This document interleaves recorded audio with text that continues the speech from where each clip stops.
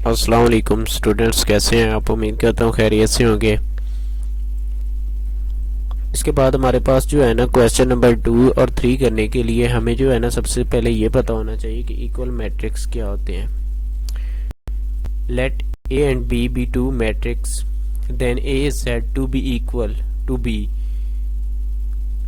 and denoted by a is equal to b if and only if the order of a is equal to order of b, their corresponding entries are equal। अब देखिए वो कहता क्या है कि आपके पास अगर दो मैट्रिक्स हैं, एक का नाम ए और दूसरे का नाम बी है, वो जो ए है और बी इक्वल कहलाएंगे। कब कहलाएंगे? जब जो है ना इनका ऑर्डर और ए का और बी का दोनों का क्या होगा, इक्वल होगा, बराबर होगा, और इनके दरमियान जो भी एंट्रीज हैं वो भी सेम होनी चाहिए, यानी कि वो भी क्या होनी चाहिए, बराबर होनी चाहिए। और इन्हें डिनोट कैसे किया जाएगा? ए इज इक्वल टू बी, तो इस साइन के साथ, इस सिंबल के साथ इन्हें डिनोट किया जाएगा। देखें इसने एक एग्जांपल दी है कि 1 3 -4 2, ये मैट्रिक ए है, और बी हमारे पास क्या है, 1 2 + 1 -4 और 4 -2। अब देखें इसका जो है ना ऑर्डर देखें तो इधर इसकी नंबर्स ऑफ रो देखें, पहले मैट्रिक में तो एक ये और एक ये, यानी कि दो इसकी रोज हैं, और इधर देखें तो इसकी 1 और 2 रोज तो हो गई। अब कॉलम देखें तो 1 और 2, इसमें भी 2 कॉलम्स, और इधर देखें ये 1 और ये इसमें भी 2 कॉलम्स हैं। ये 2 + 1 ये एक ही है, इसे हम जो है ना 2 एंट्रीज नहीं समझेंगे, बल्कि 2 + 1 या 4 - 1 ये एक ही एंट्री है। तो ये नहीं कहना कि ये जो है ना जी दो इसके कॉलम्स है, तो ये कॉलम्स इसके दो नहीं है बल्कि एक ही है, क्योंकि इनके दरमियान प्लस या माइनस आ रहा है। तो अब देखें यहाँ 1, इधर भी 1, अगर आप इसे सॉल्व करें 2 + 1 तो वो क्या बनता है, 3, और इधर ये भी 3। इसी तरह से -4 और इधर भी -4, और 4 - 2 करेंगे तो क्या आ जाएगा, 2।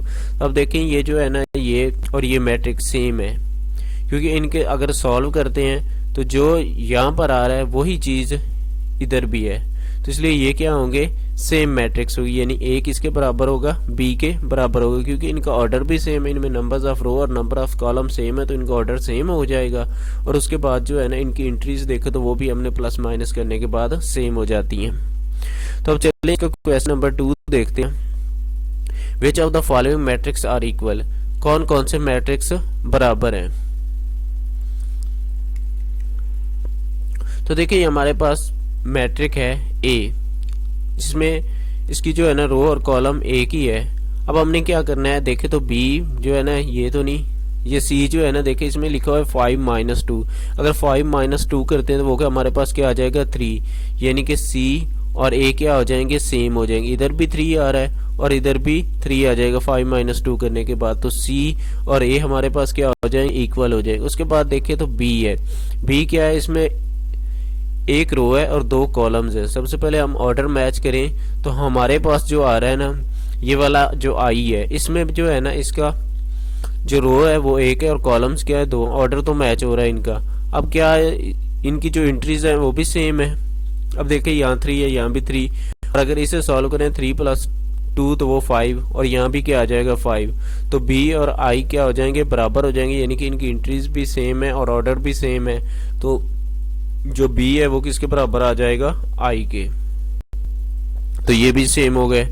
अब हमने सी पहले ही बता दिया था कि किसके बराबर है। आगे डी देखे तो इसके जो है ना एक रो और 2 कॉलम्स हैं। अब कोई हमें ऐसा देखना पड़ेगा कि क्या ये किसी के बराबर है।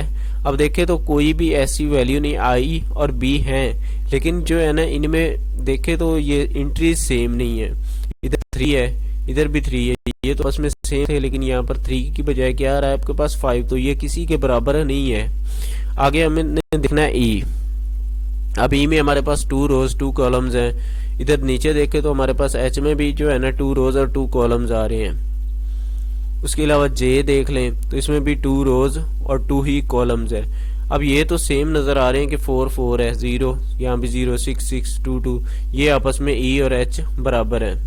इसके अलावा जे देखे तो इसको 2 + 2 करेंगे वो 4 हो जाएगा, यानी कि ये 4। उसके बाद 2 - 2 तो वो 0, 2 + 4 6, और 2 + 0 वो हमारे पास 2 के बराबर आ जाएगा।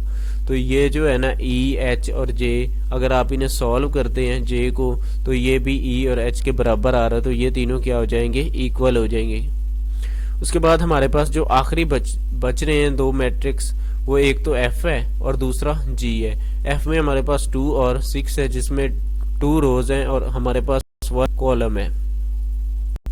इसी तरह से जी में भी 2 रोज और 1 कॉलम है।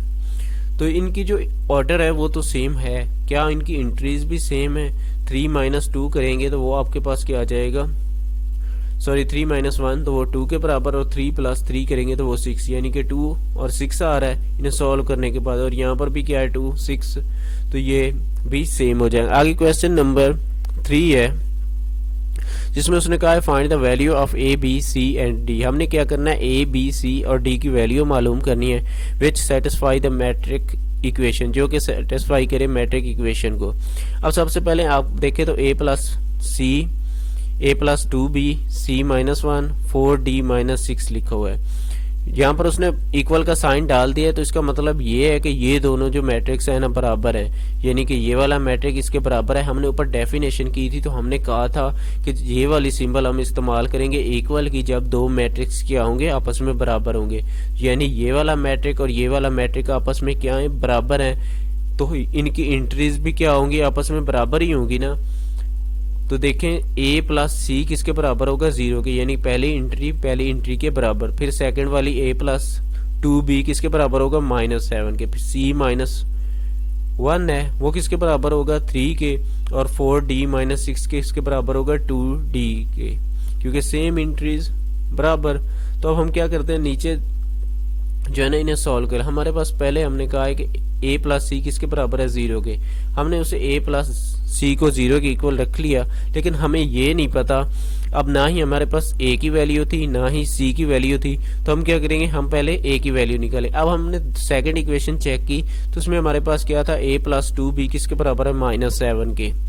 तो इसमें भी ना हमें a की वैल्यू मालूम थी ना ही b की, तो हमने इसे भी छोड़ दिया अभी के लिए। लेकिन इधर आ जाए तो c - 1 किसके बराबर है, 3, यानी कि हमें जो है ना एक ही वेरिएबल दिया गया c, तो इसकी हमें वैल्यू मालूम करनी है। तो ये जो है ना हम क्या करेंगे, c - 1 = 3, ये -1 दूसरी साइड पर जाकर +1 हो जाएगा, तो c = 4। हमने यहाँ पर c की वैल्यू निकाली, जो कि किसके बराबर आई, 4 के। तो क्या करेंगे, इधर जो है ना, जो ऊपर वाली हमने इक्वेशन 1 पहले गई थी, तो ये जो c है दूसरी साइड पर इधर प्लस हो रहा है, तो दूसरी साइड पर जाकर माइनस हो जाएगी, और c की हम वैल्यू पुट कर देंगे, जो कि हमने इक्वेशन 3 में से ली है, किसके बराबर है, 4 के। तो a आपके पास किसके बराबर आ जाएगा, -4 के। यानी कि आपने इस वैल्यू को इस्तेमाल करते हुए ये वाली जो 4 आई है, वो हम यहाँ पर c की जगह पर पुट कर देंगे, तो आपके पास यहाँ पर 4 आ जाएगा। अब देखें यहाँ पर वैल्यू आपके पास आ गई। आप अगर इधर a की वैल्यू पुट कर दें तो b की आसानी के साथ आप मालूम कर सकते हैं। अब a आपका किसके बराबर है, -4 के।